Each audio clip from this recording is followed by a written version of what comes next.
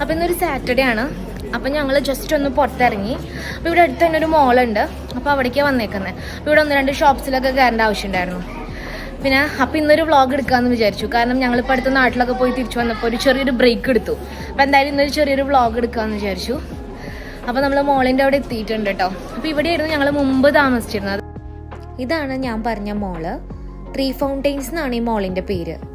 ഇവിടെ ഒരുമാതിരിപ്പെട്ട എല്ലാ ബ്രാൻഡ്സും ഇവിടെയുണ്ട്.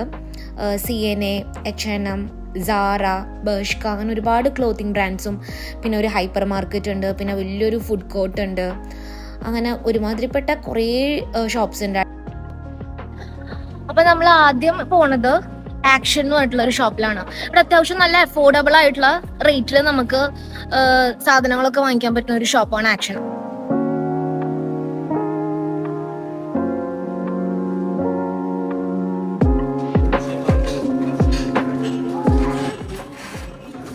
ബൾബ് വാങ്ങിക്കണം എന്ന് പറഞ്ഞില്ലേ ബാത്റൂമിലേക്കുള്ള. സ്റ്റേഷനറി ഐറ്റംസ്, അതുപോലെ തന്നെ ഹൗസ് ഹോൾഡ് ഐറ്റംസ്, അങ്ങനെയുള്ള സാധനങ്ങളൊക്കെ ഭയങ്കര അഫോർഡബിൾ റേറ്റിൽ നമുക്കിവിടെ കിട്ടും. ഞങ്ങളുടെ വീട്ടിലെ ബാൽക്കണിയിൽ ഒരു വെജിറ്റബിൾ ഗാർഡൻ സെറ്റ് ചെയ്യാൻ ഇപ്പം മിൻഹാജിനൊരു പ്ലാൻ ഉണ്ട്. അപ്പോൾ അതുകൊണ്ട് ഇപ്പോൾ ഏത് ഷോപ്പിൽ പോയാലും കുറേ സീഡ്സും പിന്നെ അതിന് വേണ്ട പോട്ട്സും അതൊക്കെ നോക്കലും വാങ്ങലും ഒക്കെയാണ് മിൻഹാജിൻ്റെ മെയിൻ ഹോബി. ഇപ്പോൾ ആക്ഷനിൽ നമുക്ക് ഒന്നും വാങ്ങിക്കാനില്ലെങ്കിലും നമ്മൾ അവിടെ ചെല്ലുമ്പോൾ എന്തെങ്കിലുമൊക്കെ എടുക്കും. നമ്മൾ ഒന്നില്ലെങ്കിൽ ഒരു ക്യാൻറ്റിലോ അല്ലെങ്കിൽ എന്തെങ്കിലുമൊക്കെ എടുക്കും. കാരണം ഭയങ്കര അഫോർഡബിൾ ആണ്. അപ്പോൾ നമുക്ക് വെറും കൈയോടെ അവിടെ നിന്ന് ഇറങ്ങാൻ തോന്നില്ല. എന്തെങ്കിലുമൊക്കെ നമ്മൾ വാങ്ങിയിട്ട് അവിടെ നിന്ന് ഇറങ്ങുള്ളൂ.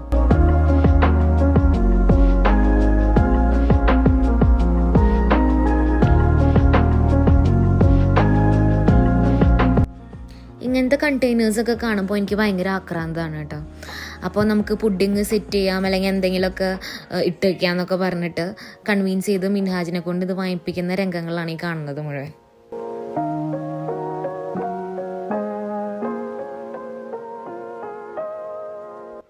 അവിടുത്തെ ഷോപ്പിങ്ങിന് ശേഷം നമ്മൾ നേരെ പോയത് തൊട്ടടുത്തുള്ള ഹൈപ്പർ മാർക്കറ്റിലാണ്.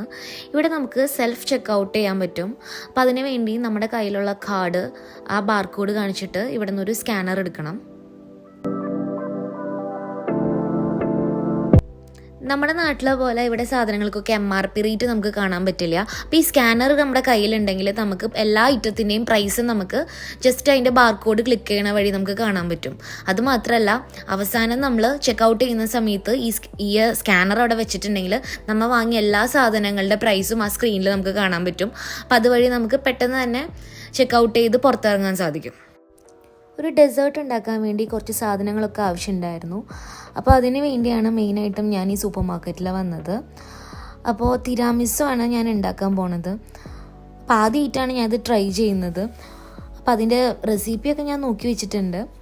അങ്ങനെ അതെല്ലാം എനിക്ക് ഏകദേശം ഇവിടെ നിന്ന് കിട്ടി. കുറച്ച് ചീസ്, പിന്നെ കുറച്ച് ബിസ്ക്കറ്റ്സ്, അങ്ങനെയുള്ള സാധനങ്ങളൊക്കെ ആയിരുന്നു. അതൊക്കെ എനിക്ക് ഇവിടെ നിന്ന് കിട്ടി.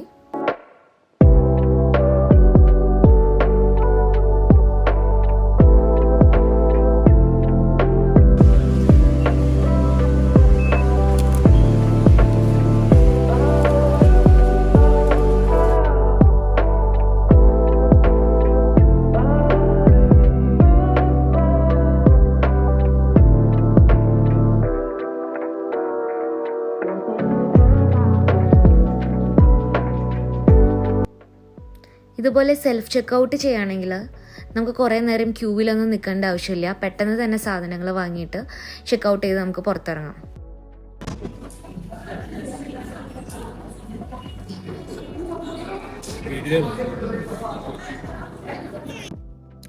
അങ്ങനെ ഷോപ്പിംഗ് ഒക്കെ കഴിഞ്ഞ് ഞങ്ങളിതേ തിരിച്ച് വീട്ടിലേക്ക് പോകാൻ വേണ്ടി ട്രെയിൻ വെയിറ്റ് ചെയ്ത് നിൽക്കാം കേട്ടോ.